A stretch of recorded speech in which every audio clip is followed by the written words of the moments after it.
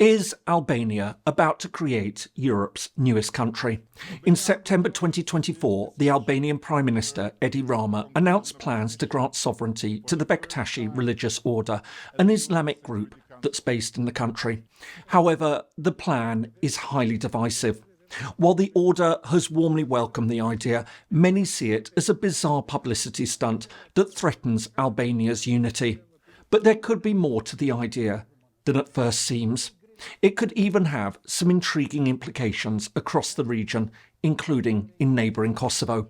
So, what exactly has been proposed, and just what does it mean?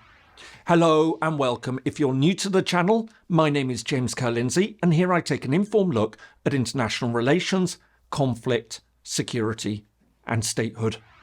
There was a time when the world map was made up of a patchwork of very different entities, often with complex relationships. Empires and kingdoms existed alongside feudal entities, tribal territories, vassal states, principalities and city republics. However, over the past 450 years, these have steadily disappeared. Today, sovereign states are the dominant international political unit.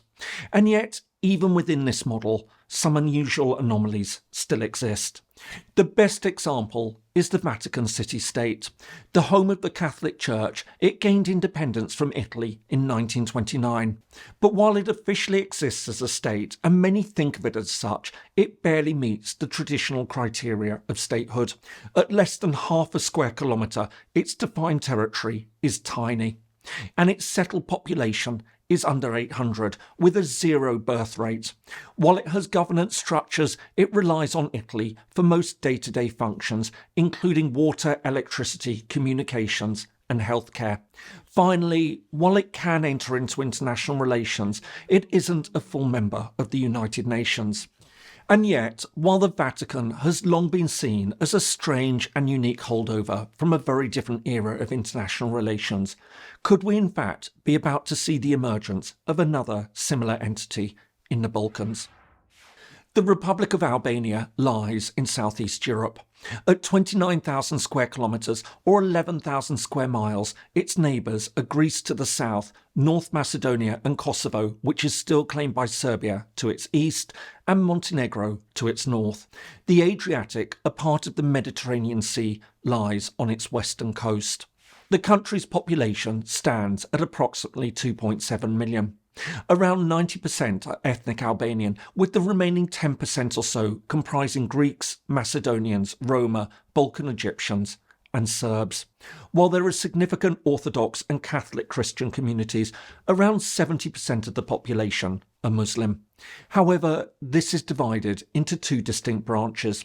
While most adhere to mainstream Sunni Islam, around 115,000 people, or around 5% of the Albanian population, follow Bektashi Sufism. To understand the Bektashi faith, we need to delve a little into the origins and development of Islam.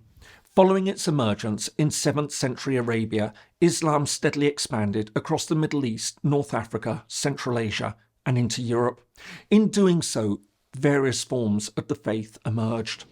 As well as the mainstream Sunni branch of the religion, this included Shia Islam.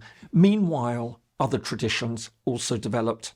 This included Sufism, which emphasised spirituality, mysticism, and establishing a direct relationship with God over more formal rituals and rules. And it was within this strand of Islam that the Bektashi Order emerged. The tradition is named after Haji Bektash Veli, a 13th century spiritual leader who lived in Anatolia, which now makes up present-day Turkey. While based on Sunni Islam, his teachings diverged in several distinct ways. In addition to incorporating elements of Shia Islam, such as the veneration of Ali, the Prophet Muhammad's son-in-law, it also drew on elements from other faiths, including Christianity. Emphasising personal spirituality and philosophy over strict adherence to religious practices, their communal gatherings, held in buildings known as tekes, drew on spiritual poetry and music. Although estimates vary wildly, it's believed that today there are around 10 to 20 million Bektashi Muslims. While Albania is now home to the faith, the largest community is in Turkey, where some estimate the number to be as high as 10 million. While Bektashism has been seen as a particularly mystical form of Islam, it's also been regarded as heretical by both Sunni and Shia Muslims, and thus faced regular persecution. From its origins in Anatolia, the growth of Bektashi Sufism was intimately linked with the development of the Ottoman Empire.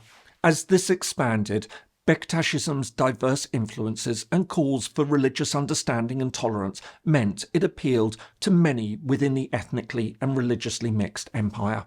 However, it really came to the fore when it became increasingly prevalent within the Janissary Corps, the empire's elite shock troops that was made up of Christian boys taken from their families at a young age. This saw Bektashism steadily gain a degree of social and political standing. However, at the turn of the 19th century, all this changed. As fears grew about the increasing power of the Janissaries, Sultan Mahmud II disbanded the corps in 1826. At the same time, the Bektashi faced new persecution, and as a result, many left Anatolia, fleeing to the Balkans, including Albania, where the faith soon took root. All this would come together as the Ottoman Empire's hold over Southeast Europe collapsed and Albania became independent in 1912. Having become a significant presence in the country, especially in the south, the order's standing was considerably strengthened in 1925 when the Bektashi leadership was forced out of the new Republic of Turkey, which had emerged from the Ottoman Empire. Relocating to Albania, the order's spiritual leader established the Bektashi World Headquarters in Tirana, the Albanian capital, in 1930. However, the respite was short-lived. The end of the Second World War and the emergence of communism in Albania posed a fundamental challenge to the Bektashi. Under the hardline atheism of the Albanian dictator Enver Hoxha, all religions were banned, and the Bektashi faced extreme persecution. With its leaders imprisoned and the tekkes closed, the faith was forced underground for the next 4 decades. But despite the oppression, the faith ultimately survived, and following the fall of communism in 1991, it soon re-emerged. As the faith regained an open place in society, gaining legal recognition from the government, the tekkes reopened and the group's headquarters became a focal point for the faith, not only in Albania, but also further afield. Building on its reputation for spirituality and promoting interfaith dialogue, the Bektashi Order steadily became a respected part of post-communist Albanian society. And it's against this backdrop that the announcement of the group's special status emerged. Speaking at the United Nations General Assembly in late September 2024, the Albanian Prime Minister, Edi Rama, revealed his plans to create a separate Bektashi sovereign state in Tirana. Highlighting his country's long tradition of providing safety to religious groups facing persecution and praising the order's tradition of religious tolerance, he called the move an effort to take care of this treasure. To be known as the sovereign state of the Bektashi Order, the proposed territory is tiny. Comprising the Order's headquarters, including a museum and a clinic, the area is just 1/10 of a square kilometre. This would make it far smaller than the Vatican, which is around half a square kilometre. Beyond that, little more is known about the proposals at this stage. In an official statement, the Order said that the new arrangement would give it Vatican-like sovereignty with religious and administrative autonomy. Like the Vatican, all this suggests that it's unlikely to have many practical trappings of statehood as we usually understand them. While it may have passports, a flag and an anthem, it seems unlikely to have border posts, customs points, or even a police force. And like the Vatican and Italy, it'll remain reliant on Albania for almost all daily functions. In this sense, it won't be a new country in any meaningful sense. I hope you're finding this useful. If so, please do consider giving it a like and subscribing to the channel if you haven't already. It all really helps. Thanks so much. And now, back to the video. In the meantime, the news has been met with mixed reactions. The group and its leader, Edmund Brahimi, have warmly welcomed the proposal, insisting that the move is designed to provide spiritual leadership to the order's international following. They emphasise that it isn't a threat to Albania. Instead, as they put it, it merely aims to recognise the Bektashi Order as a sovereign, self-governing state committed to supporting its century-old culture of moderation and spiritual involvement.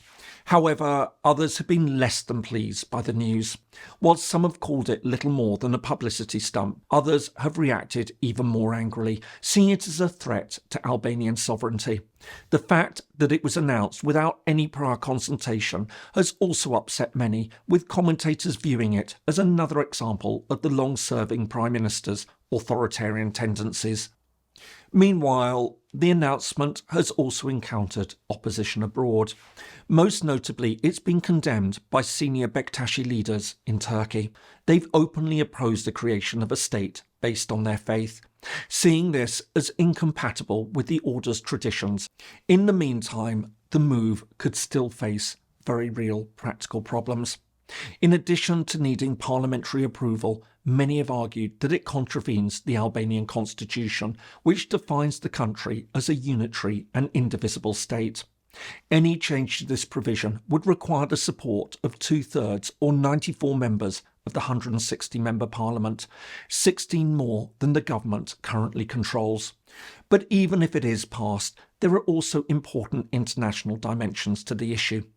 For a start, it'll be interesting to see if any countries recognise the new state, let alone establish formal diplomatic ties with it. Likewise, there's the question of whether it could gain observer status at the United Nations, like the Vatican. Looking ahead, it also raises other questions, especially as Albania is negotiating European Union membership.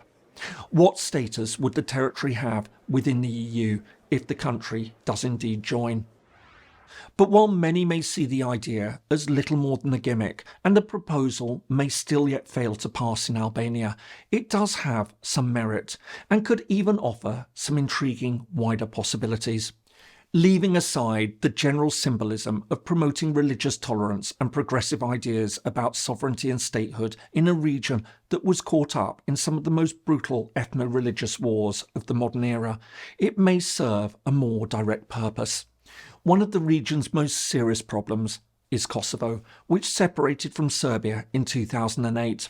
Since then, the EU has tried to promote dialogue between the authorities in Belgrade and Pristina to reach a final settlement between the sides. One of the central issues at stake is the status of the Serbian Orthodox Church in Kosovo. Some have argued that one way to address this would be to give it autonomy. However, this has been rejected by the ethnic Albanian leadership in Kosovo. If neighbouring Albania succeeds in creating a small Bektashi sovereign state, one could see this as an argument for applying the same to the Serbian Church in Kosovo. If this were to happen, it would go a long way to addressing Serbian concerns about the Church's status by giving it unique rights and protections. It would also give Serbia a symbolic victory on this thorny and sensitive issue, perhaps allowing it to move beyond the Kosovo issue more generally. Admittedly, while all this is a long shot, Rama's idea to grant sovereignty to the Bektashi Order in Albania, while dismissed by many, may yet have some interesting and valuable broader implications for the Balkans as a whole. I hope you found that interesting. If so, here are some more videos that you might find useful. Thanks so much for watching, and see you in the next video.